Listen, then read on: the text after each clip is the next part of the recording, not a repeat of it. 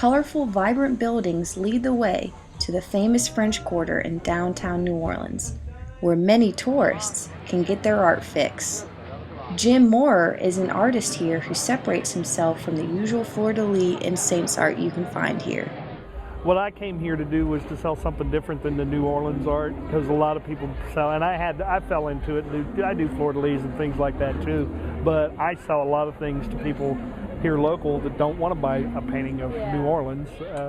Instead of fleur-de-lis, tourists can find portraits of famous people, such as the infamous Marilyn Monroe. Moore has always been interested in art, but never really took it seriously until a restaurant needed some decorations.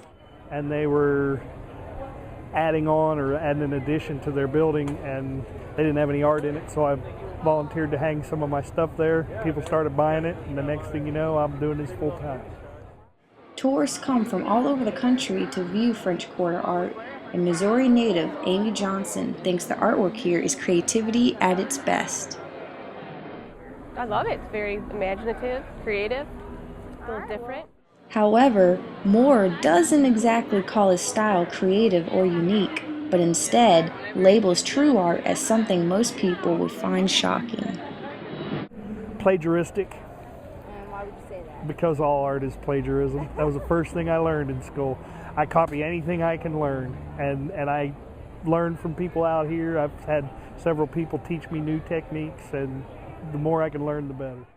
Although Moore says his art style is plagiaristic, his artwork proves to be one of a kind, with some pieces even being shown worldwide. I've been a painter, graphic designer for 3 years now out here, and I've got paintings all over the world. You know, Edward Scissorhands in Chile, Argentina, South Africa.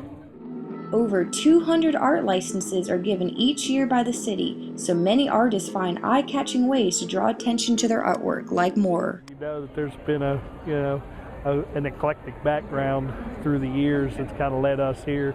And we compete a little bit. We try to be as crazy as we can. I didn't look anything like this 5 years ago. Jim Moore is a local French Quarter artist here in New Orleans, and he says even though he makes his living on the weekends here, he also has his own studio in Mobile, Alabama. After seeing Moore's impressive art at his studio, one of his friends thought New Orleans tourists would think the same exact thing. A friend of mine came to me and said, "Hey, I want to sell your art in Jackson Square." And I said, "Well, no, I'm going to sell my art in Jackson Square." And I looked into it. It's $175 for the license for the year. It's first come, first serve. Get here and get your spot, and come and go as you please. It's nice, you know. The economy, though, has played a negative role in his retailing and forces Moore to sell his smaller art pieces. The economy's really been hard on artists. I used to sell a lot of these $50 things, and now I sell a little bit of the $50 things and a lot of the $20 things.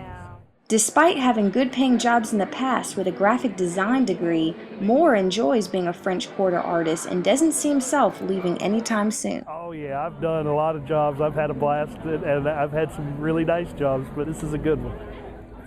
Broaden your horizons past typical fleur-de-lis in the French Quarter next time, and check out unusual art such as Jim Moore's work. You just might discover a new addition for your home's walls. This is Amanda Hemel reporting from Spring Hill College.